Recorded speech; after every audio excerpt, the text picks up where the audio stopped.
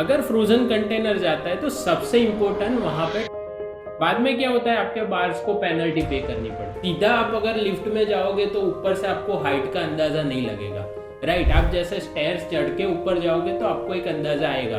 और मोदी जी वहाँ पर्सनली चले गए और बोले कि जो चाइना से आ रहा है वो सब कुछ हम इंडिया से दे सकते हैं, लेकिन उसके लिए कुछ गोल्डन टिप्स आपकी तरफ से क्या होगा? कि every mistake have some value.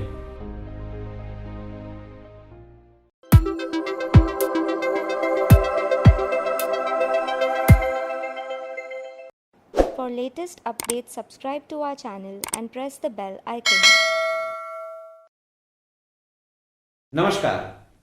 Welcome to the podcast where today we are going to talk about India's third largest sector, that is shipping and logistics sector, followed by agriculture and real estate.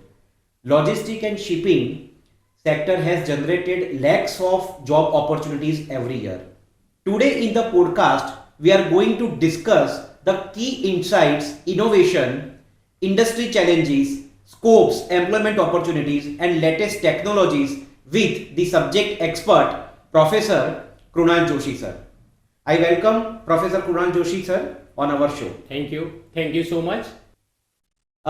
Sir, हम आजकल देखते हैं सबसे पहले कि पहले exporter की बात होती थी, फिर मैन्युफैक्चरिंग एक्सपोर्टर की बात होती थी, अभी मर्चेंट एक्सपोर्टर की काफी सारी हम बात सुनते हैं, रील्स आती है, मार्केट में नाम सुनते हैं। तो sir, merchant exporter and manufacturing exporter के बीच में क्या की डिफरेंसेस है?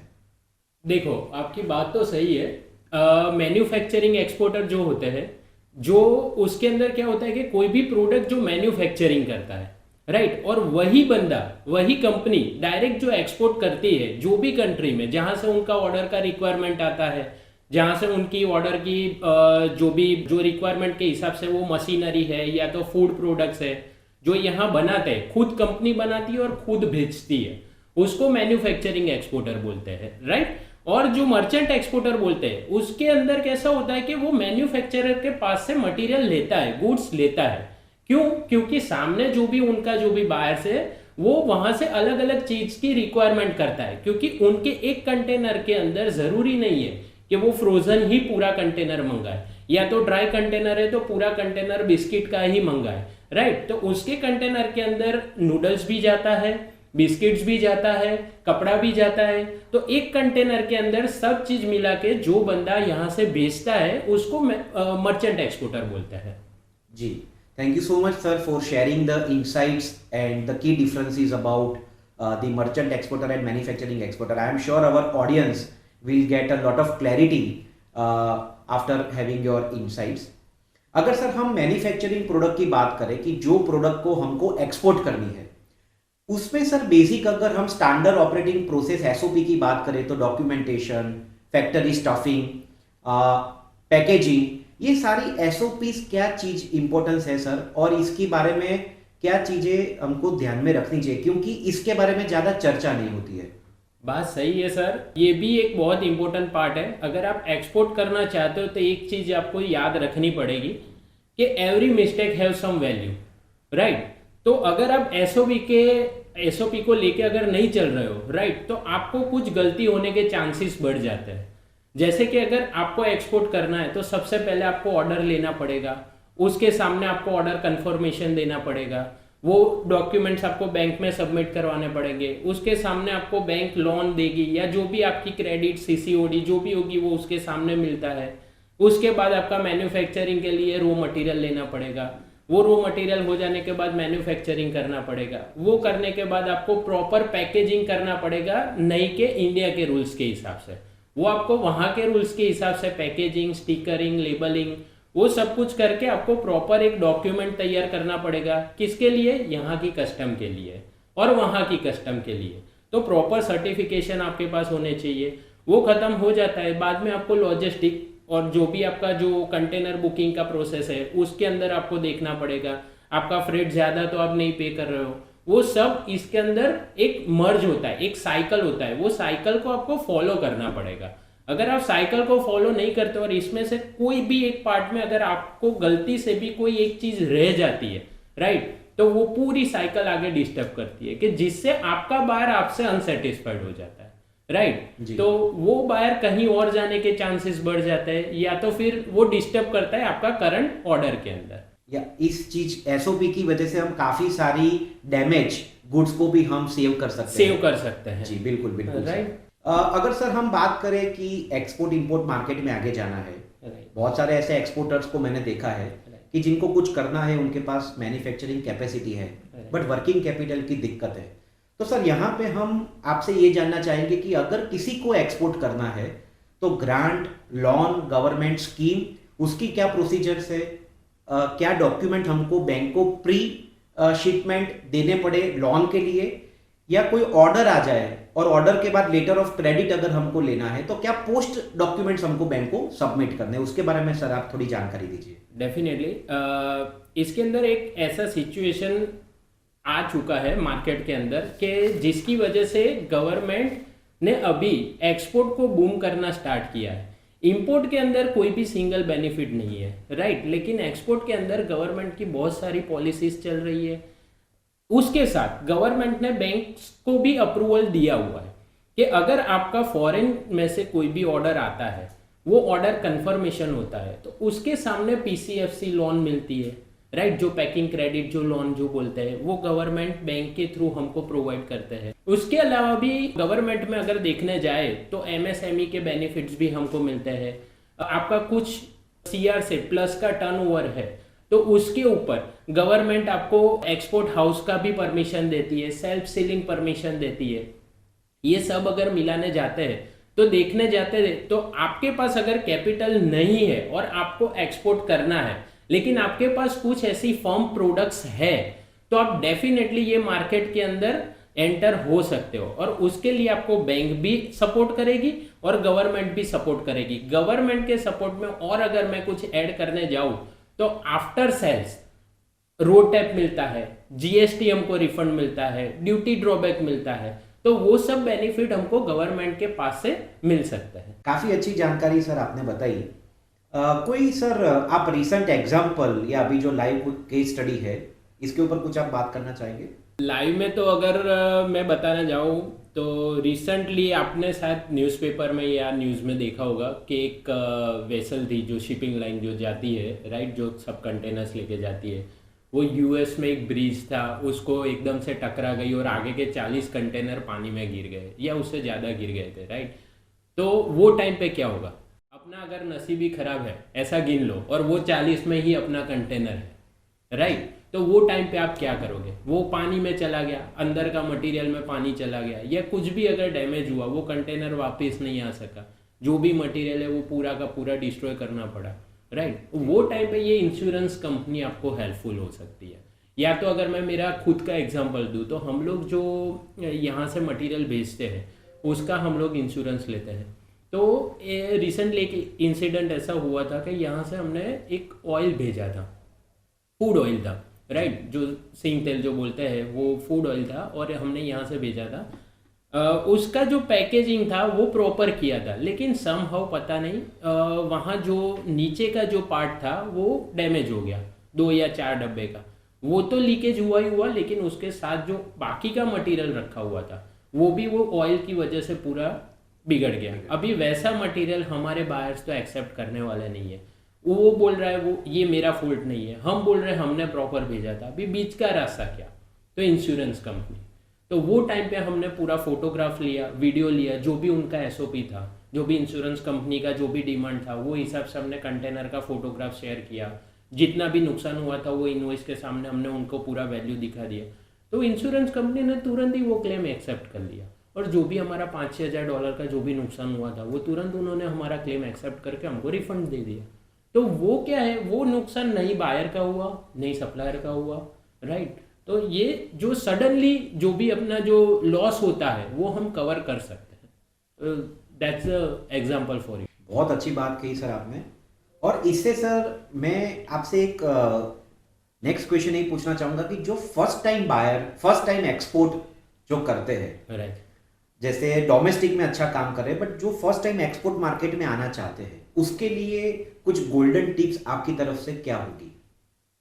कि देखो गोल्डन टिप्स में तो ऐसा है कि अगर आप फर्स्ट टाइम जा रहे हो राइट, तो मेरे साइड से एक ही चीज़ है कि आप पहले खुद इन्वॉल्व हो, आप पहले ग्राउंड लेवल का वर्क करो, उसके बाद आप सीधा आप अगर लिफ्ट में जाओगे तो ऊपर से आपको हाइट का अंदाज़ा नहीं लगेगा राइट। आप जैसे स्टेयर्स चढ़ के ऊपर जाओगे तो आपको एक अंदाज़ा आएगा कि आप कितना ऊपर तक गए हो राइट। इनिशियली स्टेज में अगर आपको एंटर होना है एक्सपोर्ट के अंदर, तो मेरा प्रेफरेंस वो रहेगा कि आप सबसे पहले आपकी कॉम्पिटिटर जो भी कंपनीज है आप उसका रिव्यू लो, आप उनका जो भी उनका काम करने का तरीका है स्टडी करें राइट। और उसके बाद क्या है कि आप एग्जीबिशंस अटेंड करो राइट। वो एग्जीबिशंस के बाद क्या है तो वो जो और कंपनीज जो है जो आपकी कंपटीशन में जो ऑलरेडी माल भेज रही है या तो माल बेच रही है वहां पे राइट, उसका एक आप रिव्यू ले लो। और उसके बाद आप एग्जीबिशंस अटेंड करो और सेमिनार्स अटेंड करो। उसके बाद आप पर्सनली अगर हो सके तो वहां पे विजिट करो, वहां लोकल जो भी स्टोर्स है वहां विजिट करो, वहां और कौन कौन सी ब्रांड है, क्या क्या पैकेजिंग, वहां कंट्री के क्या क्या रूल्स है, वो सब कुछ आप पहले जानो और उसके बाद आप एंटर करो एक्सपोर्ट के अंदर। अगर सर हम बात करें अभी तो एक ऐसी सिचुएशन है कि शायद यूएस में नई जो गवर्नमेंट फॉर्म होगी उसके बाद इंडियन एक्सपोर्टर को बहुत सारा टैरिफ भुगतना पड़ेगा और इसकी वजह से उनको काफी सारा प्राइस हाइक होगा। तो अभी कुछ फिक्स नहीं है, अभी कुछ अनाउंसमेंट नहीं हुआ है, बट जब ऐसा माहौल होता है तो क्या सिचुएशन होती है, तब आपको क्या लगता है कि एक्सपोर्टर बीइंग एन एक्सपोर्टर आपको कैसे बिहेव करना चाहिए? देखो ये न्यूज़ है ना, वो बहुत बड़ा पार्ट अंदर इसका आता है एक्सपोर्ट और इंपोर्ट के बिजनेस में राइट। अभी ये होने वाला है नहीं होने वाला है वो दूसरी कैटेगरी में चला जाता है राइट। लेकिन अगर आप फर्स्ट प्रायोरिटी देखने जाए और मार्केट में ऐसा न्यूज़ फैल गया है कि इसकी वजह से प्राइस हाइक होने वाला है, तो एडवांस में ऑर्डर आना स्टार्ट हो जाता है कि भाई मेरे पहले से ही आप 4 कंटेनर लिख लो, 5 कंटेनर लिख लो, 10 कंटेनर लिख लो राइट। तो वो टाइम पे हमको अगर एज अ मैन्युफैक्चरर या एज अ मर्चेंट एक्सपोर्टर हमको रेडी रहना पड़ेगा कि आपको अगर मैन्युफैक्चरर के दौर पे अगर ऑर्डर आ जाता है तो आपको वो चीज़ प्रिपेयर करने में बहुत कम टाइम लेके तुरंत उनको एक्सपोर्ट कर देना है। क्योंकि मैं ऐसे बोल सकता हूँ कि ये जो चीज़ है वो एक बिजनेस का तरीका हो गया। अगर अपॉर्चुनिटी मिल रही है तो ग्रैब कर लेनी है, वो भले न्यूज़ की वजह से मिले या आपको और किसी वजह से, लेकिन अगर ऑर्डर आया है तुरंत ऑर्डर क्लियर करो, एसओपी के हिसाब से उसको वो मटेरियल को यहाँ से रिलीज कर दो राइट। तो वो चीज़ मैं पर्सनल व्यू के हिसाब से अगर मैं देखने जाऊँ राइट, तो ये जो न्यूज़ का जो भी वायरल चलता है ना वो एक्सपोर्टर या इंपोर्टर के लिए तो बेनिफिट में ही रहता है। जी बिल्कुल बिल्कुल। और अभी तो रील का जमाना है सर राइट, और काफी सारी चीजें इंस्टेंट पता चलती है राइट। अभी सर हम बात करें भारत देश की, इंडिया की, तो पिछले 15 सालों में सर आपको क्या लग रहा है कि हमारी पोजीशनिंग इंटरनेशनल मार्केट में ब्रांड वैल्यूज हमारी कैसी है और हमारे प्रोडक्ट्स की अभी ब्रांड वैल्यूज क्या है, लोग कितना सिंसियरली हमारे प्रोडक्ट्स को ले रहे हैं, क्या चीज़ें चैलेंजेस है, और आप पिछले 15 सालों में भारत को कहाँ पे आपने देखा है कि वहाँ कंट्रीज में हमने एक्सपोर्ट किया या लोगों से कुछ हमको ऐसे इनविटेशंस मिले या ऐसी कॉन्फ्रेंसेस हुई जो पहले नहीं हुई थी? आपका क्या मानना है सर? देखो सर बात तो आपकी भी सही है। अभी लास्ट 15 ईयर्स से अभी अगर हम देखने चाहते हैं राइट, तो बहुत सारी कंट्रीज ऐसी है जहाँ पे मैं किसी पार्टी का वो नहीं कर रहा हूँ, समर्थन नहीं कर रहा हूँ, लेकिन जैसे मोदी जी ने इंडिया को रिप्रेजेंट किया है मार्केट के अंदर राइट, तो उसके बाद कैसा हो गया है कि पूरे वर्ल्ड में इंडिया के प्रति एक व्यू चेंज हो गया है राइट। आफ्टर कोविड, जैसे एग्जाम्पल के साथ बताऊँ तो आफ्टर कोविड ऑस्ट्रेलियन मार्केट ने चाइनीज प्रोडक्ट को बाइकआउट किया था राइट। वही टाइम पे इन्होंने अपॉर्चुनिटी देखा और मोदी जी वहाँ पर्सनली चले गए और बोले कि जो चाइना से आ रहा है वो सब कुछ हम इंडिया से दे सकते हैं, लेकिन कब?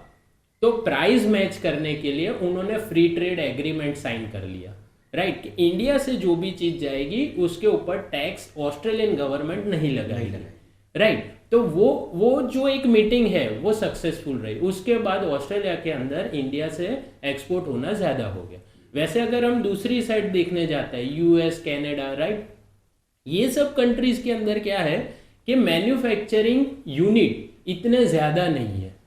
या तो उसके दो रीज़न है, या तो वो लोग पॉल्यूशन पॉल्यूशन करके वो पीछा छोड़ नहीं रहे, दूसरा उनके पास लेबर नहीं है, जो टेक्निकल लेबर्स जो होते हैं वो वहाँ पे नहीं, हाँ राइट, तो वो नहीं है। तो उसकी वजह से वो लोग क्या कर रहे हैं, इंडिया में इन्वेस्ट कर रहे हैं। इंडिया के पास से वो लोग क्या कर रहे हैं, तो लेबर के सामने वो लोग मटेरियल रेडी कर रहे हैं और यहाँ से एक्सपोर्ट कर रहे हैं, राइट। तो वो सब चीज़ की वजह से इंडिया को अभी बहुत अपॉर्चुनिटी मिल रही है।